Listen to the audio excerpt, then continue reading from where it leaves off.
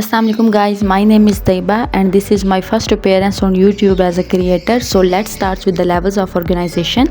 Levels of organization are basically biological structures in which the higher level is being composed of the things from the lower level and they contribute to make the overall natural world. यानी levels of organization जैसा कि हम जानते हैं कि organism में या living things में ऐसे बहुत से processes और होते हैं जो कि उन्हें non living things से differentiate करते हैं. तो यहाँ पे levels of organization हमारे पास ऐसे levels होते हैं जिनमें नीचे वाले level से मिलकर ही ऊपर वाला level बनता है, जैसे सेल के मिलने से टिश्यू, टिश्यू के मिलने से ऑर्गन और ऑर्गन के मिलने से ऑर्गन सिस्टम.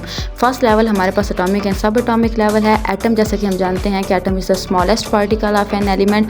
एटम में इलेक्ट्रॉन्स, प्रोटॉन्स और न्यूट्रॉन्स जो कि सब एटॉमिक पार्टिकल्स है, ये इनसे मिलकर बना होता है.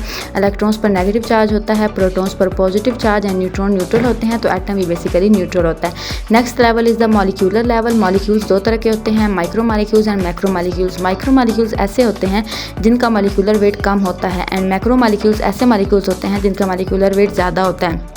वाटर एक माइक्रो मॉलिक्यूल है क्योंकि इसका मॉलिक्यूलर वेट कम है और इसमें ये ऑक्सीजन हाइड्रोजन एटम से मिलकर बना हुआ है. सेम इसी तरह से मैक्रो मॉलिक्यूल में एग्जांपल है डीएनए की.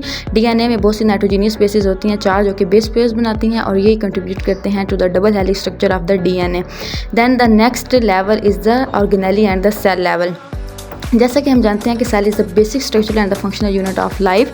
सो एनिमल सेल वो होता है जिसमें outermost boundary cell membrane होती है एंड अ प्लांट सेल वो होता है जिसमें outermost boundary cell wall होती है.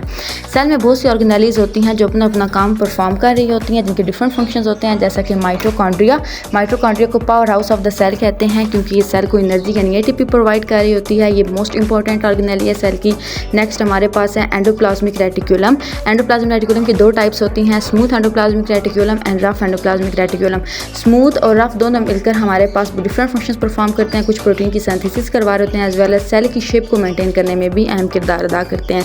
नेक्स्ट है न्यूक्लियस. न्यूक्लियस को ब्रेन ऑफ द सेल कहते हैं. क्यों? क्योंकि ये बहुत सी ऐसी एक्टिविटी जिस तरह से हमारा ब्रेन हमारी बॉडी को कंट्रोल करता है, इसमें जेनेटिक मटेरियल होता है और ये सेल की बॉडी बाकी फंक्शंस को कंट्रोल करता है. नेक्स्ट हमारे पास सेल्स के मिलने से टिश्यू लेवल बनता है और यहाँ पे कनेक्टिव टिश्यू की एग्जांपल है ब्लड. ब्लड में तीन तरह के सेल्स होते हैं. रेड ब्लड सेल जो कि ऑक्सीजन को ट्रांसपोर्ट करवाते हैं with the help of haemoglobin. White blood cell जिनका इम्यूनिटी में काम होता है, डिफेंस में. एंड देन प्लेटलेट्स जो कि हमारे बॉडी में ब्लड की क्लॉटिंग करवाते हैं. देन हमारे पास ये तीनों हो गए ब्लड की सेल की टाइप्स. देन नेक्स्ट हमारे पास है muscle tissue. Muscle tissue basically हमारे बॉडी में मूवमेंट करवा रहे होते हैं, कॉन्ट्रैक्शन एंड रिलैक्सेशन करवा रहे होते हैं. देन हमारे पास नर्वस टिश्यू है. नर्वस टिश्यू का काम होता है कि जो मैसेज कन्वे करना है, नर्व इम्पल्स को जनरेट या कंडक्ट करवाना है थ्रू आउट द बॉडी, वो नर्वस टिश्यूज़ करवाते हैं. नेक्स्ट हमारे पास टिश्यूज़ के मिलने से ऑर्गन बनते हैं और ऑर्गन डिफरेंट फंक्शन परफॉर्म करते हैं, जैसा कि हार्ट एक पंपिंग ऑर्गन है. इसका काम है कि पूरी की पूरी बॉडी में ब्लड को पंप करवाना. ह्यूमन हार्ट जो है वो बेसिकली 4 चैम्बर्ड हार्ट होता है, 2 atria and 2 ventricle. Then the next is the stomach. Stomach एक डाइजेस्टिव ऑर्गन है क्योंकि हमने जो खुराक खानी होती है, अगर हमें वहाँ से एनर्जी चाहिए तो सबसे पहले हमें इसे डाइजेस्ट करना पड़ता है. तो प्रोटीन का जो पोर्शन है वो मेनली स्टमक डाइजेस्ट करवाता है. देन ऑर्गन्स के मिलने से ऑर्गन सिस्टम बनता है. ऑर्गन सिस्टम में हमारे पास डाइजेस्टिव सिस्टम जैसे यहाँ पे शो किया गया है, तो यहाँ पे आपको स्टमक भी नज़र आ रहा है, स्मॉल इंटेस्टाइन भी, लार्ज इंटेस्टाइन भी.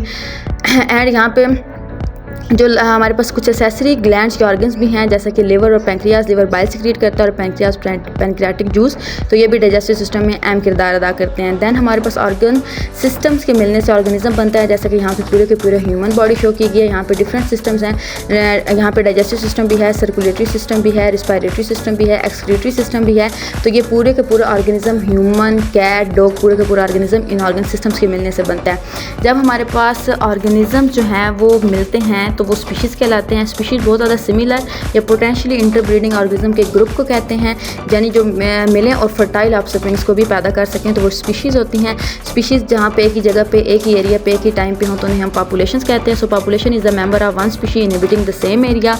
और जब हमारे पास डिफरेंट पॉपुलेशंस, डिफरेंट स्पीशीज़ की एक ही जगह पे हमारे पास 2 या 2 से ज़्यादा पॉपुलेशन इकट्ठी होती हैं तो वो कम्युनिटी कहलाती हैं. जैसे यहाँ पे विल्डर बीस्ट भी हैं, एलिफेंट्स भी हैं, जिराफ भी हैं.